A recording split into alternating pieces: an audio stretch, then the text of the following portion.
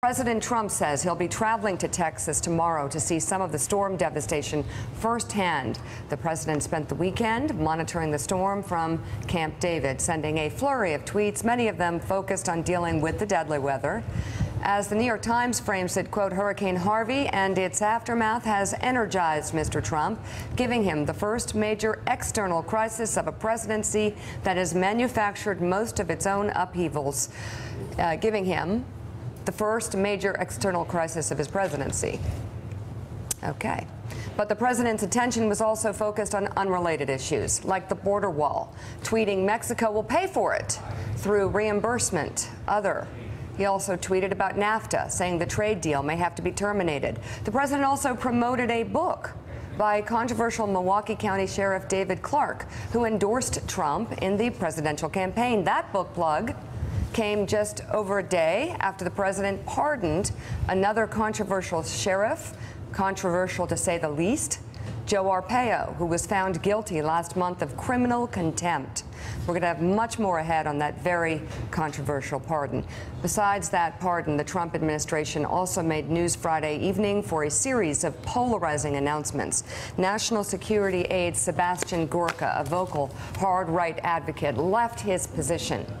Another departure in the White House. One White House official said he resigned, while another said Gorka did not resign, but confirmed he no longer works at the White House. Also on Friday, President Trump signed a directive banning transgender military recruits.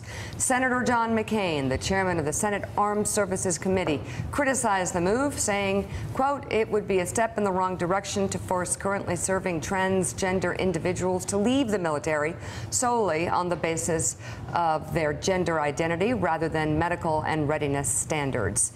Interior Secretary Ryan Zinke's daughter, Jennifer Detlefsen, who is a Navy veteran, also sharply criticized the ban, calling it inexcusable. She went on to use language that we can't say here aimed directly at the president. Joe, which story do you want to take a look at? Nick Confessori, you're sitting at the New York Times on Friday night trying to figure out. And you're not going home. What do you do? I mean, seriously, Gorka, the transgender ban, Arpaio, I mean, it goes on, and every one of them are fairly significant. That's right. Of course.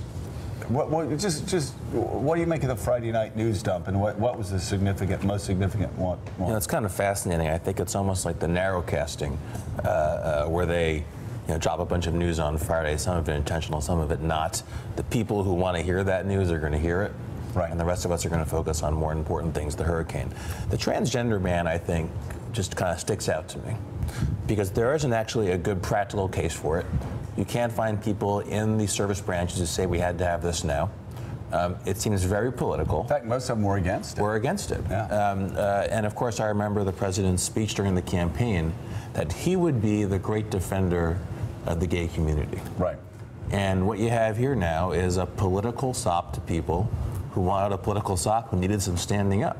Yeah. You know, Mike, it seems to me, at least, and I could be wrong, but it seems to me so obvious that every time he thinks he has bad news that he has to deliver to the base, or bad news that comes, he does something in the completely opposite direction. The morning of the raid, what does he do the morning that Paul Manafort's raided? He tweets out this transgender announcement without passing it by anybody at all. A couple of hours later, and everybody's like, what? Why did you do that? Well, he knew that would grab the headlines. And so Gorka, the last of the hard, I won't say right because he's not conservative, but the last of the crazy nationalists, booted out of the White House. And he knew that there would be a narrative the next day, that there had been a complete purge of all of Steve Bannon's people, and it would kill him with his base, he thought. So what does he do? It goes to the transgender ban. Again, bad news. Let's kick around, people serving our country. And then, of course, Joe Arpaio, which is just that's an affront to the judiciary. That heinous. And he doesn't realize, again, because he's a day trader, he doesn't realize that when he did that, he enraged a federal judiciary and even state judiciaries that are already enraged at how little respect he shows the court system. Well, I mean, the president has always been and remains an expert at manipulating the media, an expert at, look at this shiny object over here. Right. And that's where we go to. In the midst of this epic flood, a major urban area in this country under siege because of nature, two critical things happened over the weekend, in addition to the flood, obviously.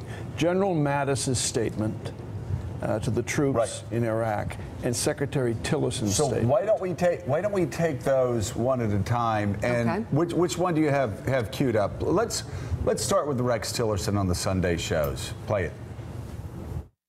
When the president gets into the kind of controversy he does and the UN committee responds the way it does, it seems to say they begin to doubt whether we're living those values.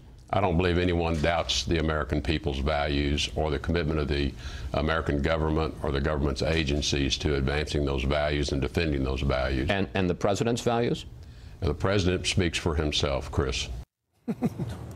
Okay. I like him, well, hello. Mike Barnicle, much more Where this have you morning. been? Wow. Talk about all of this presidency. Talk about how extraordinary that statement is. And by the way, it's also accurate.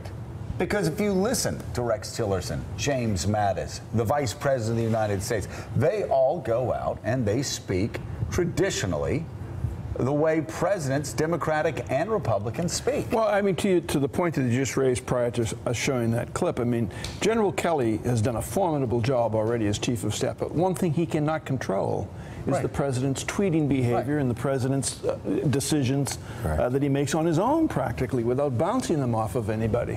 And Julie Pace, I think what we're looking at also is that Tillerson may have been saying, some might say, that the president's values don't necessarily reflect the American way.